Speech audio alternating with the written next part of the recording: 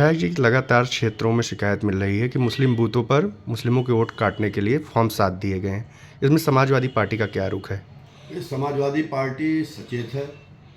और पिछले दिनों हम लोगों ने एक बड़ा प्रदर्शन करके जिलाधिकारी को ज्ञापन लेकर के मांग की थी कि ऐसे फार्म साथ जो बड़ी तादाद में एक ही व्यक्ति के हस्ताक्षर से जमा किए जा रहे हैं, जिनको पूरी तरीके से भरा भी नहीं गया है, ना आवेदक का नाम भरा है, ना आवेदक का एपिक नंबर भरा गया है। आवेदक यानी जो आपत्ति करता है तो इनको चिन्हित करके इनको रद्द किया जाए,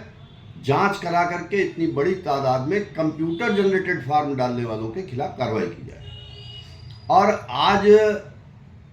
समाचार पत्रों में आपने भी देखा होगा, कल चुनाव आयोग की उत्तर प्रदेश चुनाव आयोग की जो प्रेस कॉन्फ्रेंस हुई है, उसमें उन्होंने स्पष्ट कहा है कि किसी भी पार्टी के बीएलए को एक दिन में ज़्यादा से ज़्यादा 10 फॉर्म साथ देने का अधिकार है और उनके ऊपर खुली सुनवाई होगी, उनकी खुली जांच होगी। और अगर आपत्तिकर्ता द्वारा आपत्ति मात्र दूषित मनोभाव से की गई है, यानी मात्र गलती का फायदा उठा करके वोट कटवाने की साजिश है वो, तो उसके खिलाफ प्रशासन को कार्रवाई भी करनी चाहिए। तो हम लोग अब प्रयास ये कर रहे हैं कि क्षेत्र से जहाँ जहाँ 100, 50, 70, 80 की तादाद में एक ही व्यक्ति ने फार्म साथ जमा किए हैं, उनको एकत्रित करके, उनकी सूचना एकत्रित करके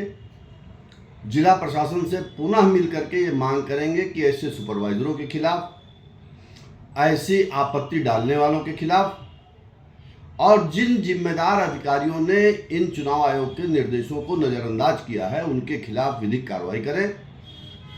जिससे जनता के मन में, मतदाता के मन में ये स्पष्ट हो सके कि चुनाव प्रक्रिया निष्पक्ष होगी और हम लोग इस संघर्ष को जहां तक आवश्यकता होगी वहां तक आगे ले जाने का काम करेंगे। अभी कितनी बूथों पर आपको शिकायत प्राप्त हुई है? मुझे लगता है 100 से ज़्यादा बूथों से शिकायत है और बहुत से बूथों पर तो मुझे ये भी शंका है कि गोपनीय तरीके से, जहाँ के बीएलओज ने नहीं बताया है या लोगों को पता नहीं चल सका है। तो मेरा तो मानना है कि मात्र अल्पसंख्यक वर्ग के मतदाताओं को चिन्हित करके और जितने भी बूथ हैं, करीब करीब सब बूथों पर ये आपत्तियां पड़ी हैं और मेरा स्पष्ट तौर पे मानना है, और ये मेरा आरोप समझ लें या मेरी मान्यता समझ लें, कि किसी एक स्थान पर कंप्यूटर जनरेटेड फॉर्म निकाल करके, जिसमें ना आवेदक का नाम भरा हुआ है आपत्तिकर्ता का, ना उसका एपिक नंबर भरा हुआ और ना मोबाइल नंबर भरा हुआ,